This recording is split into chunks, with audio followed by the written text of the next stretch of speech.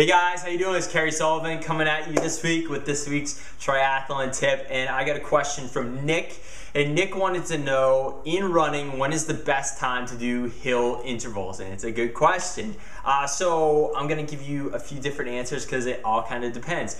So the first thing is when you're doing a progression through periodization, in general, the beginning of that progression going out to your A race or a time that you want to peak is the beginning phase is going to be strength, and doing hill intervals up a hill is a good example of working on strength for running.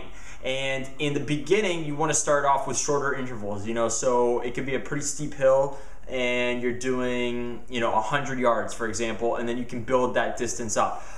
The other thing that you can do with hill repeats is if you're doing a hilly course. For example, 70.3 Worlds in Vegas, that's a hilly course. It's basically either uphill or downhill.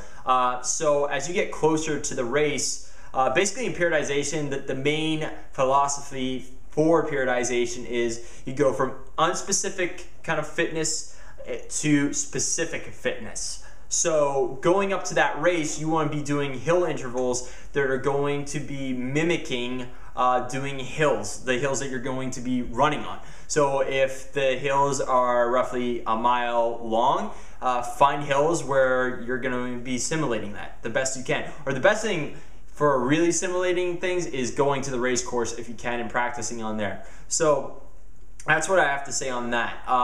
The other thing you could do with hill intervals is actually run downhills to build speed. And that's kind of to build neuromuscular specificity in terms of getting that turnover going higher. That can be something that's really useful. Actually, both the Brownlees, Alistair and Jonathan Brownlee, are, in my opinion, the two best runners in the sport right now.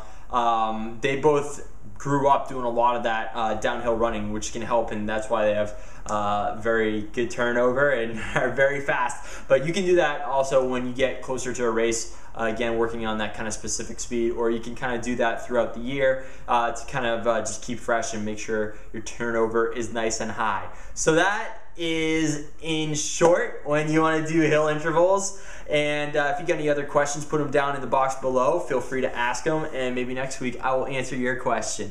That is it. I'll talk to you guys later, and actually I will answer all the questions down there no matter what. I'll get back to you in typing them down there. So that's it. Hope you guys are having a good one, and rock on. Bye bye.